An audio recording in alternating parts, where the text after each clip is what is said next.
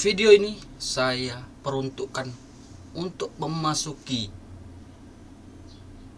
hari kemerdekaan 17 Agustus 1945 yang akan diselenggarakan besok pagi. Sengaja saya buat video ini karena berkaitan tentang kemerdekaan ini ada satu tokoh pengaruh yang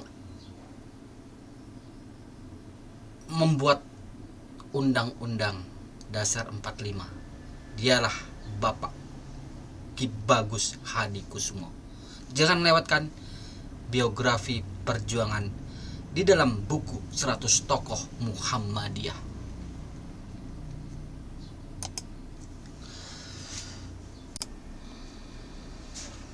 Assalamualaikum warahmatullahi wabarakatuh. Bismillah, alhamdulillahirabbil alamin.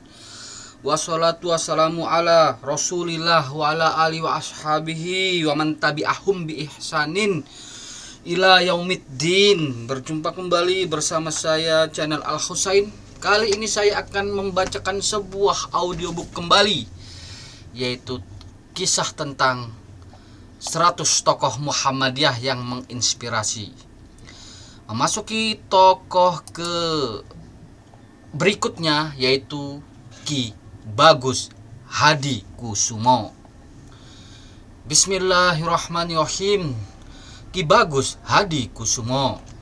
Ki Bagus Hadikusumo bersama Mr. Kasman Singodibedjo dan Abdul Kahar Muzakir adalah 3 figur Muhammadiyah yang berkontribusi dalam penyusunan pembukaan Undang-Undang 1945 melalui Badan Penyelidikan Usaha Persiapan Kemerdekaan Indonesia BPU PKI dan Panitia 9 yang merumuskan dasar negara. Ki Bagus dikenal sebagai seorang ayah, seorang tokoh yang sederhana, berdisiplin dan juga pemupuk solidaritas yang tinggi. Ki Bagus Hadikusumo, putra Kauman Yogyakarta ini, lahir 24 November 1890 dengan nama Hidayat. Beliau adalah putra ketiga dari Raden Kaji Lurah Hashim, seorang abdi dalam putihan yang mengurusi masalah agama Islam di Keraton Yogyakarta. Pendidikan agama Islam didapat dari ayahnya sendiri dan beberapa kiai di Kauman. Setelah tamat sekolah Ongkoloro setingkat SD 3 tahun, Hidayat menjadi santri di pesantren Wonokromo, Yogyakarta. Di pesantren ini, beliau mendalami ilmu tauhid dan ilmu fikih. Santri sekaligus sahabat Kiai Haji Ahmad Dahlan ini menjadi salah satu penggerak Muhammadiyah. Keterlibatannya dalam kepengurusan Muhammadiyah di masa-masa awal antara lain pernah menjadi ketua Majelis Tabligh 1922, ketua Majelis Tarjih, anggota Komisi MPM Hotdebestur Muhammadiyah 1926, dan ketua PP Muhammadiyah periode 1942 sampai 1953. Pada masa penjajahan Jepang, Ki Bagus menentang upacara Seikerei, yakni upacara dengan cara membungkukkan badan mengarah ke matahari terbit sebagai penghormatan kepada Tenno Heika, Kaisar Jepang dan Dewa Matahari yang diwajibkan bagi sekolah-sekolah setiap pagi hari. Ki Bagus merasa berkewajiban untuk menyelamatkan generasi muda dari kesyirikan. Upacara Seikerei tersebut bertentangan dengan ajaran Islam. Pemerintah Jepang akhirnya memberi dispensasi khusus bagi sekolah Muhammadiyah untuk tidak melakukan upacara tersebut. Ki Bagus memiliki visi kenegarawan yang kuat. Kecenderungan terhadap nilai-nilai keislaman juga nampak dalam berbagai aktivis politiknya. Bagi Ki Bagus, pelembagaan Islam menjadi sangat penting untuk alasan-alasan ideologi, politis dan intelektual. Suatu ketika Ki Bagus terlibat dalam sebuah kepanitiaan yang bertugas memperbaiki tentang peradilan agama. Hasil penting dari sidang komisi ini ialah kesepakatan untuk memberlakukan hukum Islam. Tetapi Ki Bagus merasa dikecewakan oleh sikap politik pemerintah kolonial yang didukung oleh para ahli hukum adat. Mereka mencoret seluruh keputusan tentang hukum Islam tersebut.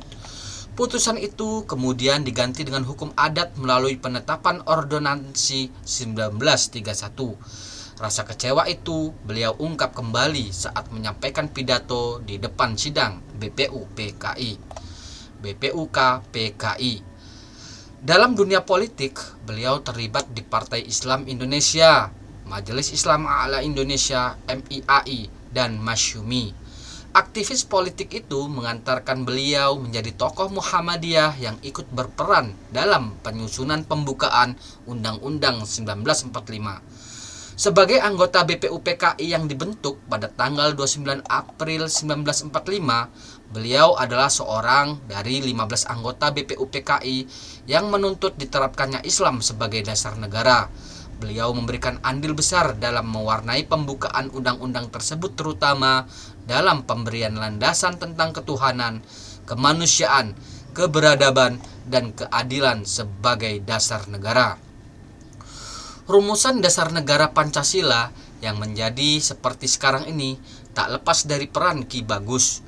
Rumusan Pancasila pertama dari konsep Piagam Jakarta berbunyi, ketuhanan dengan kewajiban menjalankan syariat Islam bagi pemeluk-pemeluknya. Dalam sidang BPUPKI tanggal 31 Mei 1945 yang membahas masalah ini, Ki Bagus menyampaikan gagasan yang intinya membangun negara di atas dasar ajaran Islam. Berdasar pada alasan sosio-historis dan pemahamannya terhadap ajaran Islam, menurut Ki Bagus, Islam sudah 6 abad menjadi agama bangsa Indonesia. Adat istiadat dan hukum Islam sudah berlaku lama di Indonesia. Pada sidang BPUPKI tanggal 14 Juli 1945, Ki Bagus bahkan mengusulkan dihapuskannya kata-kata bagi pemeluk-pemeluknya, sehingga redaksi sila pertama menjadi ketuhanan dengan menjalankan syariat Islam. Menurut Ki Bagus, syariah Islam harus berlaku secara umum di Indonesia. Dari sini terjadilah perdebatan sengit di antara kedua kubu. Saking sengit dan tegangnya pertemuan ini, sampai-sampai Soekarno memilih tak melibatkan diri dalam lobi tersebut. Soekarno terkesan menghindar dan canggung dengan kegigihan Ki Bagus Hadikusumo, ketua Muhammadiyah ketika itu. Dalam mempertahankan seluruh kesepakatan Piagam Jakarta, Soekarno kemudian hanya mengirim seorang utusan, yaitu Teuku Muhammad Hasan, untuk turut dalam lobi. Soekarno yang saat itu menjadi ketua Panitia 9 perumus Piagam Jakarta dan anggota BPUPKI menanggapi bahwa hal ini sudah merupakan keputusan mutlak dari hasil kompromi dari kedua belah pihak, yaitu golongan nasionalis dan Islam. Setelah diskusi yang panjang mengenai batang tubuh Undang-Undang Dasar, Ki Bagus Hadikusumo untuk ketiga kalinya minta penjelasan mengenai anak kalimat bagi pemeluk-pemeluknya. Akan tetapi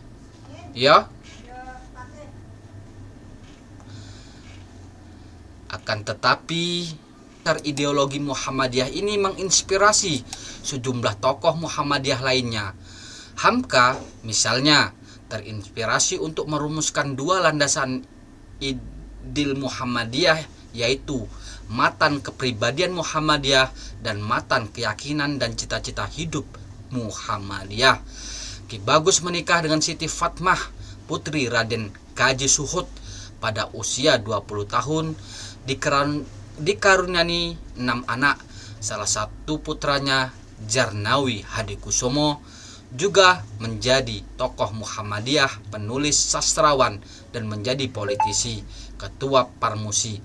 Setelah Fatmah meninggal, Ki Bagus menikah dengan Mursilah, dikaruniai 3 anak. Beliau kemudian menikah lagi dengan Siti Fatimah setelah istri kedua meninggal. Dari istri yang ketiga ini dikaruniai 5 anak. Ki Bagus Hadikusumo yang menguasai ilmu-ilmu Islam melalui keluarga dan pesantren itu ternyata adalah seorang penulis yang produktif. Di antara buku-buku karya beliau adalah Islam sebagai Dasar Negara dan Akhlak Pemimpin, 2 Risalah Konsternan Jati 1935, 3 Pustaka Hadi 1936, 4 Pustaka Islam 1940, 5 Pustaka Ihsan 1941, 6 Pustaka Iman 1954. Demikianlah kisah tentang kehidupan dan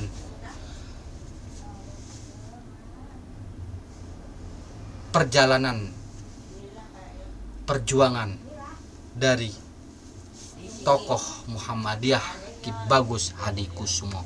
Semoga kita bisa mengambil pelajaran dari kisah ini. Subhanakallahumma wa bihamdika asyhadu alla ilaha illa anta astaghfiruka wa atubu ilaik. Assalamualaikum warahmatullahi wabarakatuh.